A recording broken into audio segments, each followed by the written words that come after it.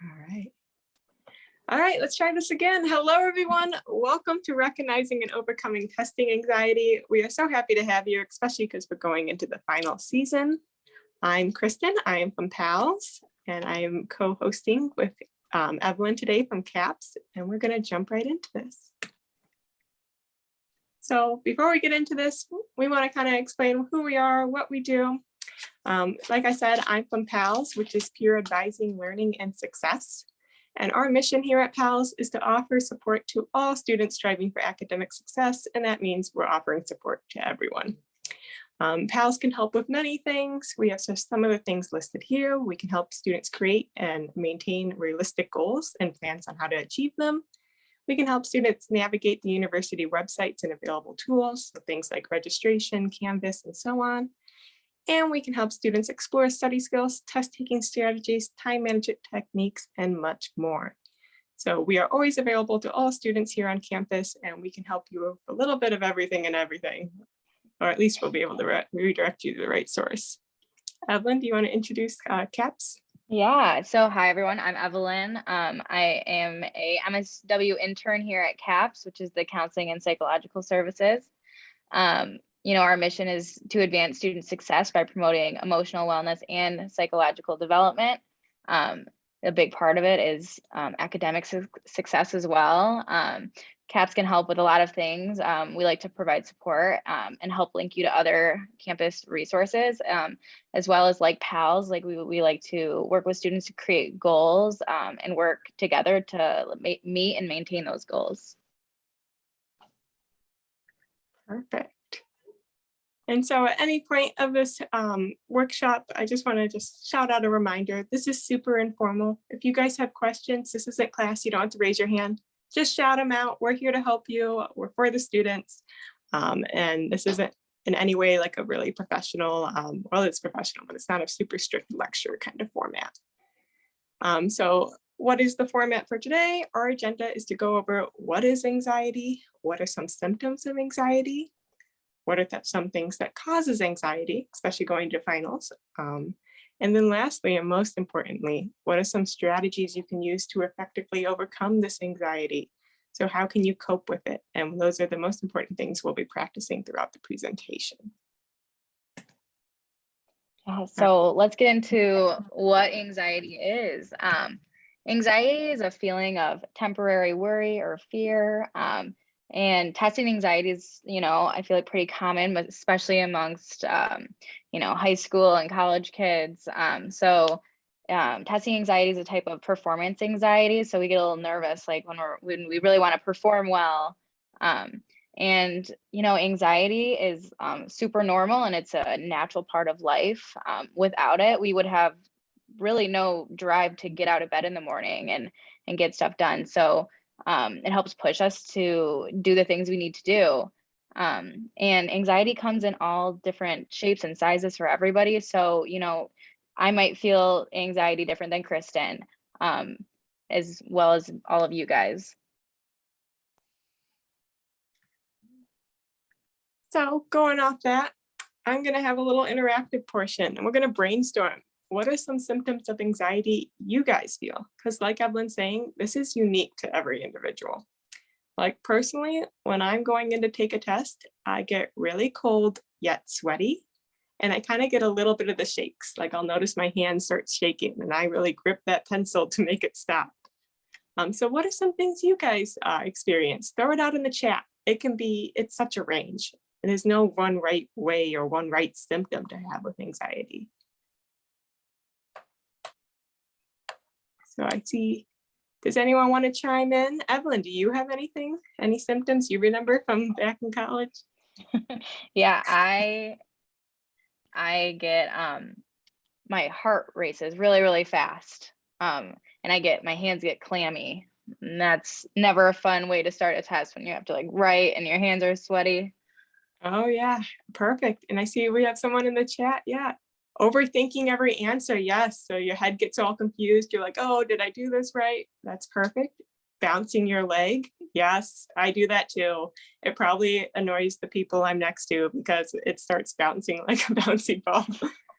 Losing my train of thought easily. Yes. So the confusion in your head, maybe you're getting lightheaded, you're like a little bit confused, you know you studied, but everything just seems so weird at the moment. So perfect. These are all great examples. Thank you guys for chiming in. Yeah, all of those happened to me as well. Yes. I feel like we all feel a little bit of everything there. Awesome. Okay. Yeah, so here are some other symptoms that you might feel. Sweating, like I mentioned, my hands get sweaty. Rapid breathing, that happens to me a lot. Stomach pains or like stomach aches, those are never fun, and that's a very common symptom that you might feel. Rapid heartbeat, shaking and trembling, that definitely happens, especially holding your pencil and your words are all squiggly, and like a fuzzy head, hard to think clearly. Yes. So these like go perfectly based on what we were talking about before, guys, right? So this is all completely normal for anxiety. It doesn't make you weird or strange. These are natural responses that we're all feeling. And some causes, anxiety is caused by an anticipation of an event. So in this case, like an upcoming exam or a test. Anxiety releases adrenaline in our bodies, which leads to like the physical symptoms you might feel. So like the adrenaline might make your heart race really fast or like make you start sweating. So it's very normal to feel all those symptoms when you're feeling this testing anxiety. Awesome. So now that we have a little bit maybe of a better understanding of what anxiety is, I want to brainstorm some strategies that maybe you guys currently use to deal with anxiety. I know during a test, I have one of those big mistake erasers and I kind of squeeze it like it's a stress ball during a test. Constantly during the test, that's something I'll be doing. And I find that helps to relax me. What are some strategies you guys use to help calm down during your test? Feel free to throw it in the chat or you can unmute yourself too. Either way is great.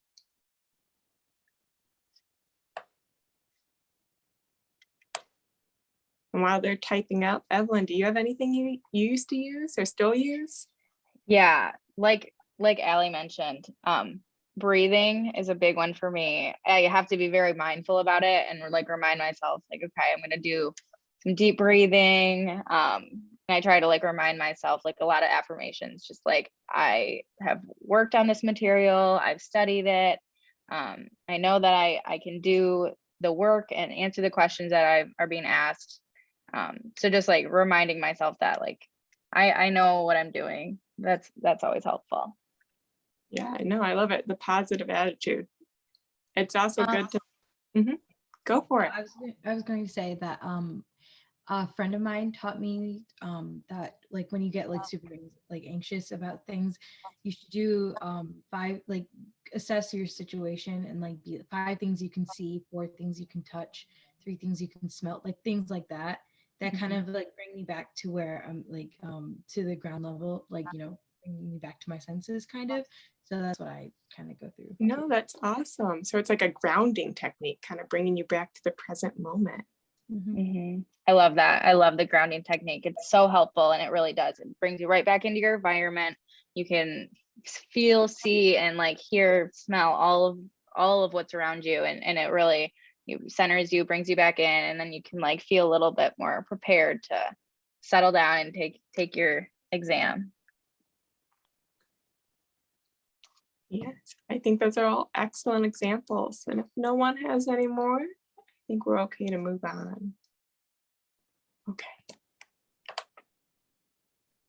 So next we're going to kind of get into some strategies to deal with the anxiety. So like we were just talking about, there are numerous, way too many that you can put in a presentation, strategies that you can use to help tackle testing anxiety. We talked about just some in the last page, what we do personally, right?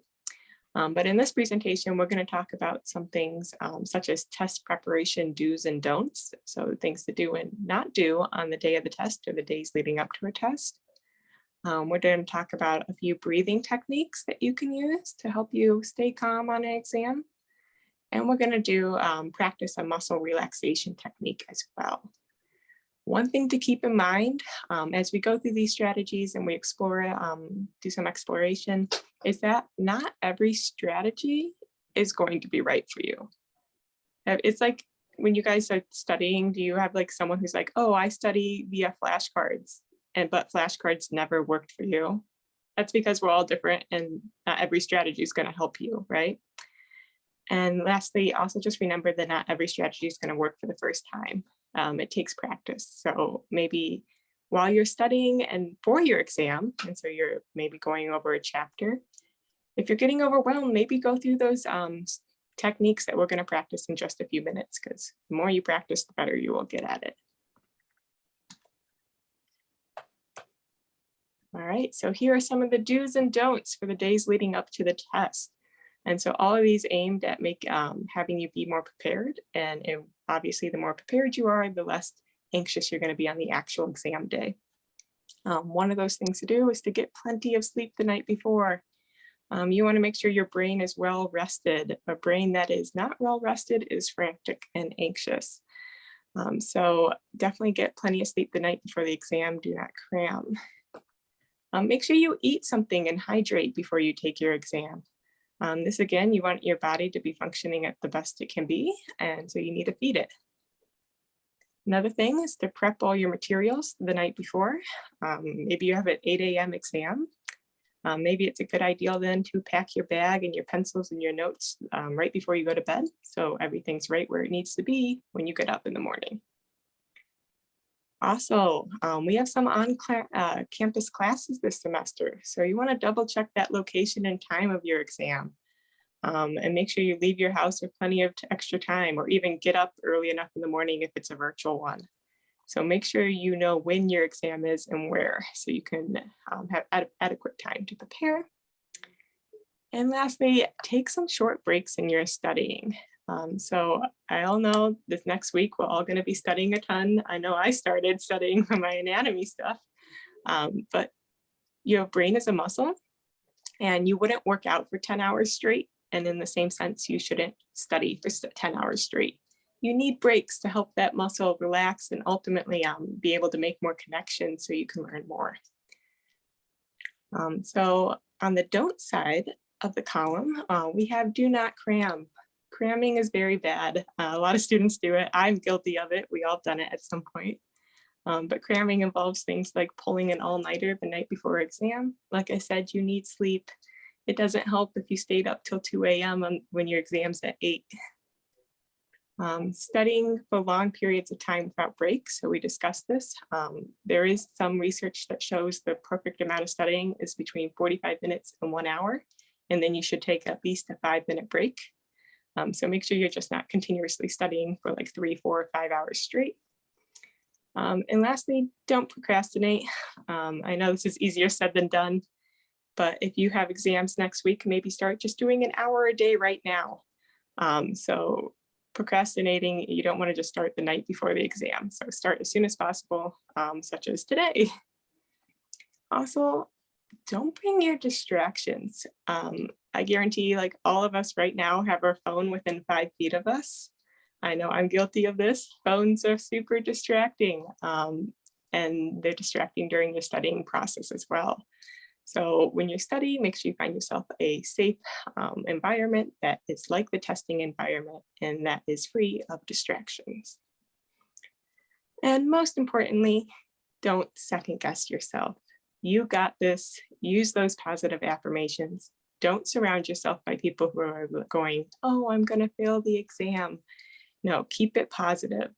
The positive attitude really does work. When you think you're going to do well, you're more likely to do well. And I'm sure Evelyn can speak more to that. I mean, it's so true. I know I have been guilty a time or two of second guessing myself, but when I finally, was like, okay, no, you've got this. I was, for whatever reason it may be, I was able to like, oh, no, this is the right answer. And I definitely have it. I studied for this, and second guessing yourself just doesn't help yourself. Mm-hmm. Yes. And I know one of you in the audience had said that was something you do during a test, the second guessing. And that's something we really want to work on not doing. So let's get into some actual techniques we can use. Yeah. So the deep breathing technique is one that we're going to practice. We have like a guided breathing exercise, what we'll do. But it's just like a short-term relaxation technique that is really helpful in all different types of scenarios, not just for an exam, but really for anything you do in your life that might give you a little bit of nervousness or anxiety. It helps reduce stress and it helps us get oxygen to the blood, which really helps us. And you know, the steps, you know, it might seem simple, but it really does help. You just, you know, sit up really straight in your chair, have good posture, inhale through your nose, and then kind of like hold it there for a minute. And then once you hold it for a little bit, you just exhale through the mouth, and then you wait and you hold, and then you just do it all again. And it seems simple, but, and then we remember like, you know, we actually weren't doing this during these moments of anxiety. It seems so simple that you just forget. And so it's really like important to be mindful of this and actually use this technique, and it can help reduce some anxiety. And we'll practice this in a couple slides. Yes, they're great. The breathing techniques are a great way. Like she said, you want to get that oxygen to your brain. Another method that I'm going to walk you guys through right now is the tensing and differential relaxation method. So the idea behind this method is to help to relieve tension in your body by purposely tensing your body up really tight and then relaxing all your muscles at once. So we're going to practice this one. And for this one, the steps you want to do is put your feet flat on the floor. I'm doing that right now. I know my camera isn't working, but put your feet flat on the floor. And with your hands, grab the underneath side of whatever you're sitting on. So may it be maybe a chair or a bench, wherever you're sitting. And you want to, at the same time, you're going to push down with your feet. So you're pushing down into the floor. And at the same time, you're going to pull up on the chair you're sitting under. So it's kind of like you're trying to stretch yourself out. You're going to feel a lot of tension. And we're going to do that. And we're going to hold it for about 5 seconds before relaxing. Let's do it. And tense. 1, 2, 3, 4. Come on, push hard. And 5. Relax. Ooh, we're going to relax the bottom. Let that tension out. And now that we relaxed for a while, we're going to repeat it one more time. So we're going to put our feet flat on the ground, feet under a chair, and push. Tense those muscles up purposely. 3, 4, and 5. Relax again. Maybe stretch out your toes. So that really the goal of this one, you can repeat this as many times as you need during an exam, is to help untense yourself by purposely doing it. So maybe like you get leg cramps during an exam, by purposely like tensing all your body at once and then relaxing it, you can hopefully relieve some of those symptoms you're feeling. All right. And then I think we also have a breathing exercise we're going to practice. Hopefully I will just guide you through it so you can just follow it through.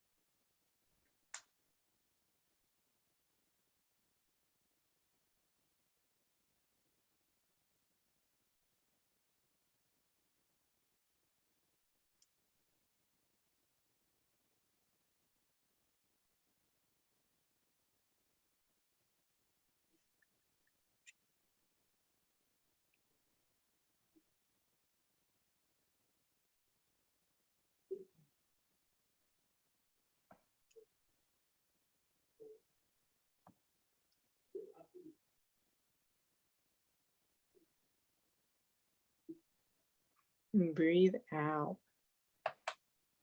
All right. So this was like a great Calm is kind of an app you can download from my understanding. And they have a bunch of these techniques. And I believe a lot of them are free too, if you don't get the paid version. And they're all aimed at helping you relax, release that anxiety. And these are often things that aren't like something you'd have to get out of your chair to do, so you can do it during an exam. Okay. So in addition to like the strategies we talked to today, there are resources on campus you can use to also help you reduce that anxiety you're feeling. Some of these we talked about. You can go to CAPS. They also offer free services. You can talk to people. You have PALS. PALS can help you set goals. So maybe you can prepare for an exam beforehand. Make sure we don't avoid the procrastination. There's also disability services.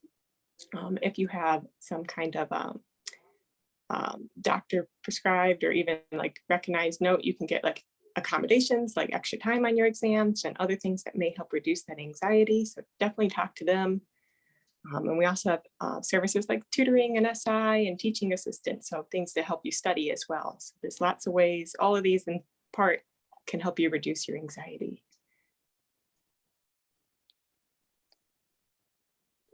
And in here, just in case you guys want to contact us, we left our contact information here as well.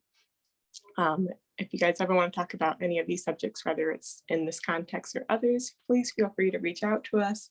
Our offices are always open. And I would next want to move on to ask you guys to please fill out this survey using that. It's over Qualtrics, but if you just scan the QR code, that should be good enough to get you guys to where you need to be. I can also throw the link. I can throw the link in the chat too. I just need to copy it real quick.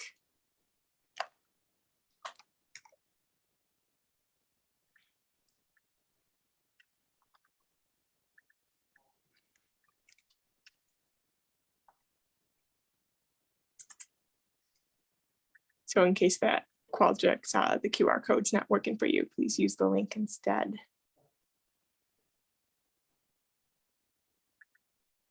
All right. And while you guys are filling it out, I just want to say, like, again, if you guys have any questions, please, please, please feel free to either throw them in the chat or unmute yourself and speak. We are here to answer your questions. I know exams are stressful next week. I'm living that same life right now. So anything you guys want to talk about, we're here for.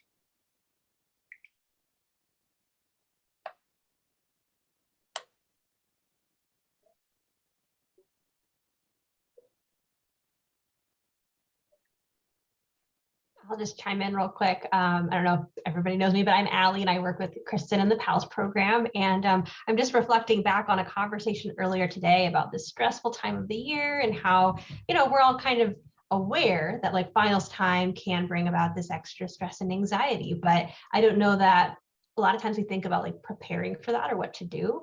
And earlier today, it came up about the idea of like having something to like fidget with and like preemptively expecting that like, hey, when you're anxious, you're going to be more fidgety and it's going to be harder to sit still or focus. And so sometimes knowing yourself, it's like, maybe I'll have something to fidget with so that I'm ready for that and I'm prepared while I'm waiting for them to pass out the exam or whatever it is, whether it be a stress ball or something that you know yourself you can do, but still be maybe kind of discreet about it.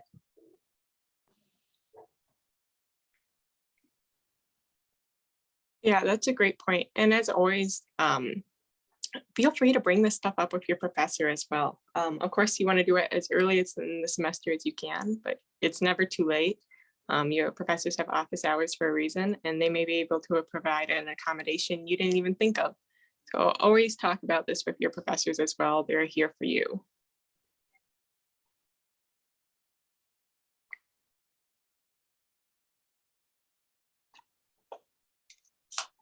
I think I'll go ahead and stop the recording and then we can continue to answer questions and chat and stuff as well. Yes, sounds great.